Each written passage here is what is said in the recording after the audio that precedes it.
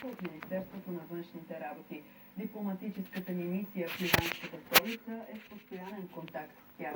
По указания на премиера Димитър Главчев във Външното министерство е създадена работна група, в която са включени и представители на други институции.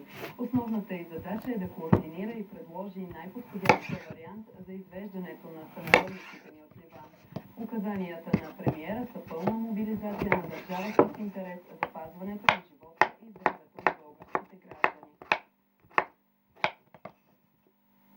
А правителството в Никозия изрази готовност да помогне за евакуацията на ливанските граждани след ескалацията на атаките между Израел и Хизбула през последните дни и убийството на лидера на групировката. Президентът на Кипър се срещна с ливанския министър-председател. С оглед на все по-напрегнатата ситуация в Близкия изток, Кипър заяви, че е готов да улесни влизането на ливански граждани, търсещи убежище. Този въпрос беше обсъден по време на срещата между кипърския президент Никос Хрисидолидис и върховния комисар на ООН за бежанците. Ливанският министър-председател похвали Кипър като стъпка на стабилността по време на срещата. Гръцкият министър-председател Кириакос Мицотакис също разговаря с ливанския си колега, като изрази подкрепата си за незабавно 21-дневно прекратяване на огъня, предложено от Съединените щати и европейските съюзници.